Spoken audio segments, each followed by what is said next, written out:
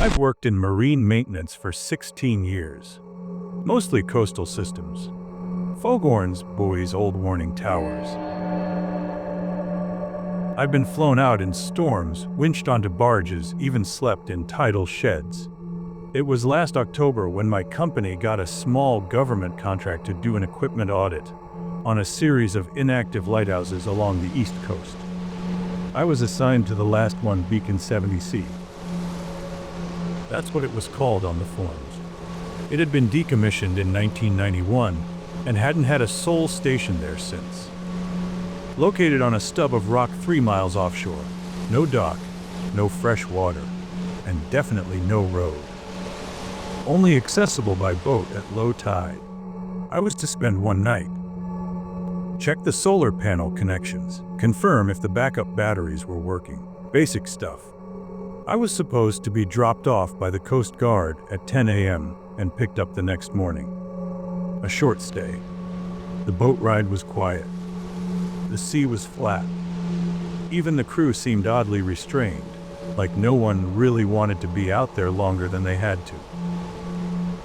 When we reached the island, I was left with a pack, a portable radio, and a flare kit. Jagged rocks. Tufts of dying grass. And rising above it all, Beacon 70C. It wasn't picturesque. Just a concrete tower, old and stained from salt and time. A steel door at the base. I keyed the access latch and went inside. My boots echoed against the floor. The generator room was stripped bare. Everything valuable had long been removed. Only the light tower wiring remained, buried in conduit that snaked up the walls toward the top. There were 4 levels. I made it to the 2nd floor, a narrow sleeping chamber with a rusted cot and a bolted cabinet. I took a few pictures for the report. Climbed up. The 3rd floor was stranger, an empty desk, a lamp unplugged. I just took the photos and moved on. At the top was the beacon room. The lens was long gone. The floor felt tacky, salt and old grime baked into every corner. But it was the air up there that struck me most. It felt heavy, like it hadn't moved in years. A single chair stood facing the wall, placed awkwardly, almost staged. I didn't sit, and there was something scratched into the glass of the far window, so lightly you could only see it when the light hit just right. Not full words, just fragments. Curves. Maybe letters. Or not. It didn't make sense. I wish I hadn't. But I had to log a full 24-hour environmental cycle, part of the contract. If I left early, I wouldn't get paid. So I stayed. Set up my sleeping bag on the 2nd floor. I ate cold tuna and crackers and watched the sea go dark outside. By midnight, the wind picked up. Not a storm, just pressure. Then, around 2 in the night, I heard something. It was a radio. Very faint. It was like a marine band frequency coming through a speaker, but warped. I followed the sound up to the 3rd floor. The desk, the lamp. I checked my own radio, switched it off completely. Still the sound. It was coming from somewhere in the tower. I tapped it. The signal crackled in and out, like someone trying to speak through a broken radio underwater. It wasn't words. Not really. Just garbled, dragging sounds. And yet, something about the tone made my skin crawl. You still went up there? Yeah, I did. It wasn't coming from my gear. I checked twice. So I climbed to the beacon room. Inside, the air buzzed. Not just in my ears, in the walls, the glass, the floor. A low, frequency hum that made my teeth ache. The windows started to rattle.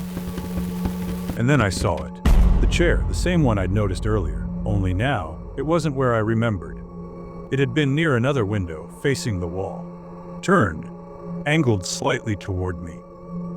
I stood there for a moment, just staring, thinking how could it move.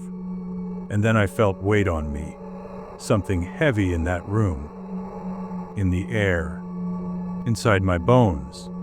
My foot twitched forward. I wasn't alone. I knew I wasn't alone. I couldn't see anyone, couldn't hear anything, but that weighed on me. I knew something was watching. From here. Inside. I don't know how long I stood there. At some point, the buzzing stopped. And the next thing I remember, I was back on the stairs. I still don't know when I exited that room. I was breathing hard and my chest was tight, like I'd run a mile without knowing. By this time, I was a bit afraid, but I was in my senses. I couldn't sleep that night. Didn't even sit down. When the sun came up, the fog had rolled in thick, completely surrounding the island like a curtain. I couldn't even see the shoreline. I radioed for pickup. They said they'd try to reach me within the hour, so I packed up. Stayed near the door, gear in hand, just waiting. When the boat was in sight, I looked up at the lighthouse, and I saw something standing near the window, waving at me. I blinked and it was gone. I got into the boat and didn't say anything. I just handed them my signed inspection sheet. They pulled me out just after 9 a.m. The deckhand said I looked pale, asked if everything was all right. I just nodded and didn't mention anything. I filed my report. Marked the tower as structurally unsafe, but I left out everything else. You never went back, did you? No, and I am not planning to. I don't usually talk about that night because I still can't explain it to myself. It was a simple weekend trip. It was Mark's idea to head north, toward the coast. He said he'd found a stretch of beach nobody really visited. No tourists, no noise. Just rocks, sea, and silence. We like that kind of thing, camping in less explored places. 4 friends since college. We'd done road trips, night hikes, abandoned trail shelters. This wasn't new. Mark had written down some vague directions from a blog post. Something about a dirt trail near mile marker 43, leading to the beach, just off the road in a gravel clearing, and followed a short trail through the dunes. Just as the fog started rolling in, we saw it, the lighthouse. We weren't expecting that. No one had mentioned a lighthouse. It looked abandoned, forgotten. We hadn't come for this. We were there for the beach. The ocean opened up in front of us. Calm waves, wide shore, no one around for miles except the lighthouse. We set up camp right there on the sand, a cooler full of drinks, and hours of daylight left. We swam. We joked around, built a fire from driftwood, and watched the sun dip into the water. It was perfect.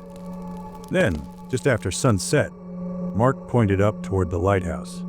We were curious, yeah. After dinner, we wandered up the lighthouse.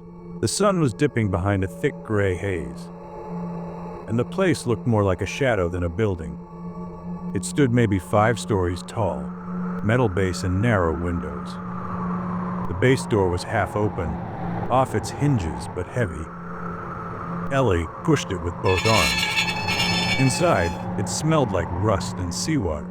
The first floor was empty except for some old crates, a wall panel, and a rusted toolbox. Luca pointed at the stairs. We climbed slowly, floor by floor. Each level had signs of abandonment. A broken locker, an old radio. A torn raincoat hung on a nail. Then we reached the top, the beacon room. Glass windows circled the room. The old light mechanism was still there, though long dead. And in the far corner, a table. I took pictures. The sea below was loud but distant. We stayed there for maybe half an hour, ate chips and talked. Then the wind picked up, and the temperature dropped like a switch had flipped. "Let's go," Mark said. "It's getting dark." We made our way down. But on the second floor, Ely stopped. "Wait, wasn't this locker open before?" He pointed at a green metal cabinet. It was latched shut. I swear it was cracked open when we came up. "Maybe the wind closed it," someone said. We kept going. Back outside, the air felt heavier. The fog had rolled in thick now, We reached the camp. Then Mark paused. His bag was open. "Do you unzip this?" "Why would I?" He checked inside. One lens was missing. We searched the tents, then our pockets. Nothing. "It must be back there," I said. "We probably left it near the beacon." Mark hesitated. "We really want to go back." So we walked again, through the fog back up the rocky path. The lighthouse was barely visible until we were 10 feet from it. Inside, nothing looked disturbed. We climbed all the way back to the beacon room, and the lens was there, right in the center of the table, as if placed. I didn't speak. Mark let out a nervous laugh. "Okay, weird, but cool. Let's go." Only now the stairs felt longer. And as we reached the second floor, the locker was open again. We dare not check. Just when we were about to exit, the exit door closed on its own, and I swear I heard someone laugh hard in the beacon room. We shakingly pulled the door open and left quickly. We literally ran toward the camp and asked everyone to pack hurriedly. I knew we weren't staying the night. We tossed our gear into the trunk and got in the car. Mark turned the key. Just as we started to pull away, I glanced into the side mirror and froze. There was a figure, far back near the dunes, standing still. I leaned closer, geist to someone behind us. They all looked. Mark slowed the car. "What the hell is that?" And then, it moved. Fast, running toward us. "Go," I said. "Don't wait." Mark hit the gas, and we sped off down the gravel road, away from the lighthouse, the fog, and whatever the hell we saw near the beach. It's been 6 months now. We also asked people who knew about that lighthouse. They said no one lives there. I really need to get it out of my system. It happened back in 2019. I was stationed on a short-term contract doing electrical checks along the coast. Small towers, buoys, and a few forgotten lighthouses that hadn't been decommissioned officially, but weren't exactly in use either. So, like old buildings they still had to keep an eye on. Exactly. This one lighthouse wasn't even on my original route. My supervisor added it last minute. Said the backup solar relays might have failed and needed a quick check. The place was half a mile offshore, reachable by foot during low tide if you timed it right. I figured I'd knock it out in the evening, just before dark. That way, I could fish a little off the dock before heading back. I always brought my fishing gear. Said it made the isolation feel less like work. I set off across the flats. Just me, my toolkit, a flashlight, and a small backpack. The lighthouse wasn't fenced off, and the sun was low when I reached the base. I keyed the lock open and went inside.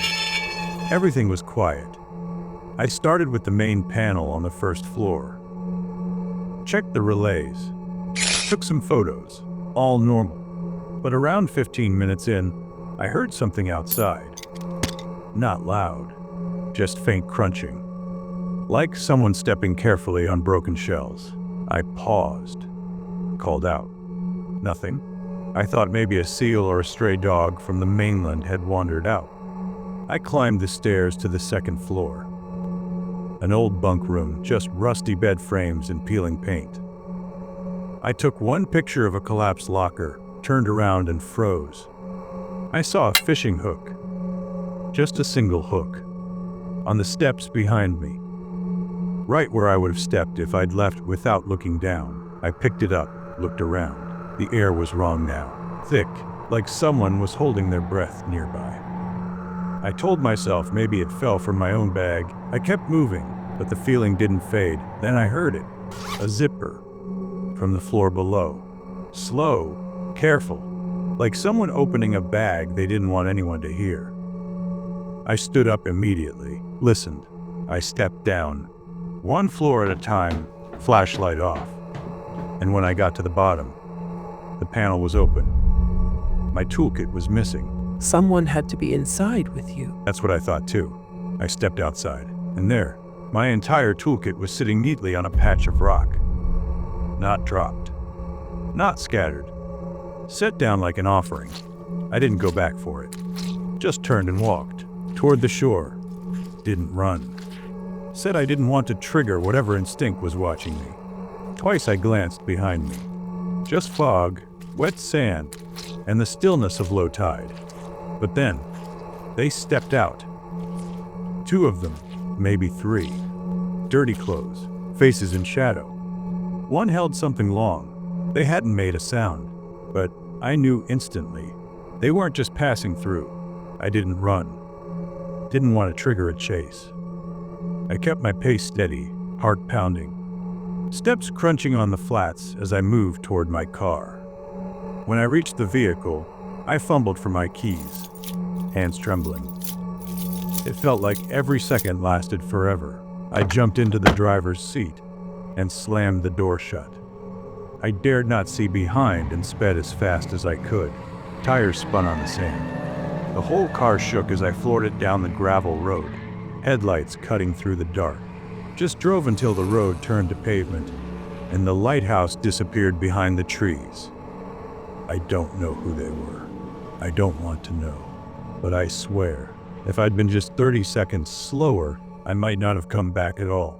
I reported it to the authorities, but they found nothing there.